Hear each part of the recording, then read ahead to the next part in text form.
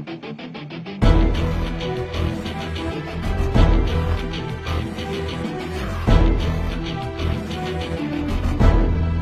North Korean general threatened Vladimir Putin with death. The whole world is shaking with the shocking news. Last night, a shocking development took place as the invading Russia increased its attacks in Ukraine. This time, a shock news came from North Korea, which has recently begun to support the Ukrainian army. Vladimir Putin was threatened by North Korea. The conversations of the Deputy Chief of the General Staff of North Korea, Marshal Ri Myung-soo, and his deputy were disclosed. The North Korean commander, who was very angry at the nuclear threats of the occupying Russia, threatened Vladimir Putin with death in his telephone conversations. In one of the speeches, the North Korean commander said, "Vladimir Putin cannot underestimate North Korea.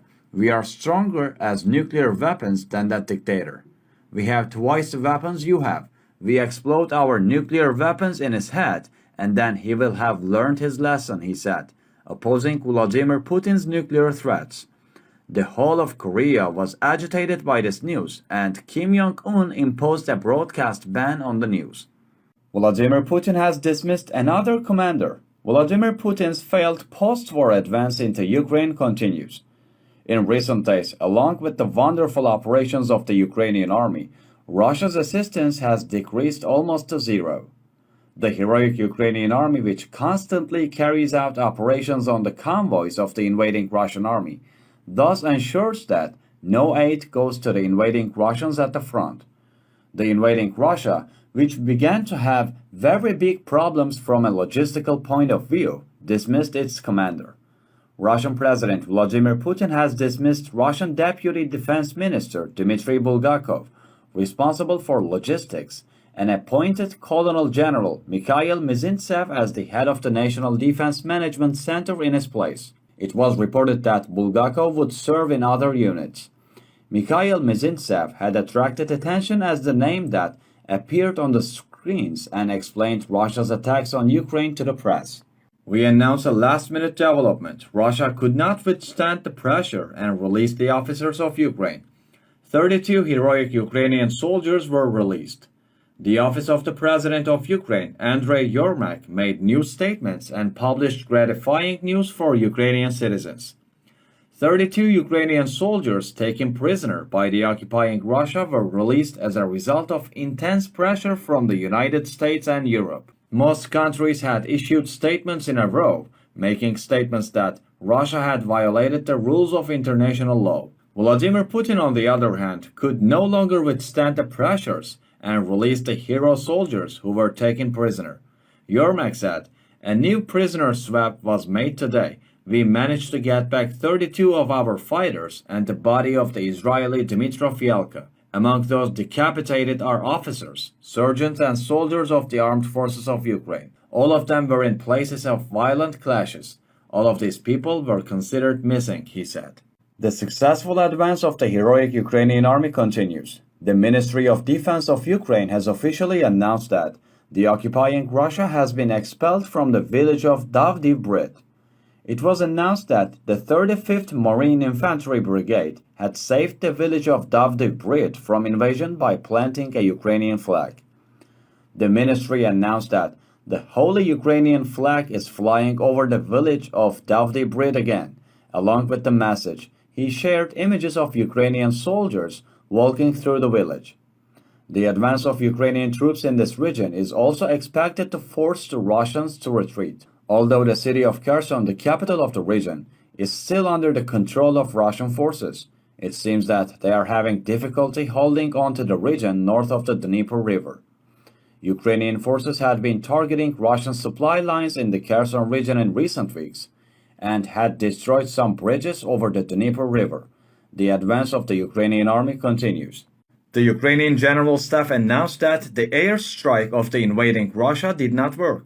The General Staff of Ukraine, which announced that the invading Russia's missiles that attacked Ukraine with cruise missiles recently went to waste, announced that 43 of the 83 missiles sent by the invading Russia were destroyed by Ukraine's existing air defense systems.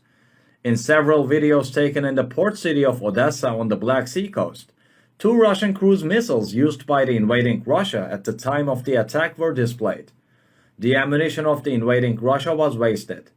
Russia also failed in this attack. The heroic Ukrainian army, on the other hand, achieved a great success by destroying one of every two missiles used by the invading Russia in the attack. Vladimir Putin's invading army, which has wasted many of its ammunition, is now left with an ammunition shortage. It was announced that more help was needed for the heroic Ukrainian army to advance with the same success. This is a crusade. New interpretations about the inconceivable attacks of the invading Russia continue to come. Reactions continue to come to Vladimir Putin, who has been raining missiles on Kyiv with invasion attacks in recent days.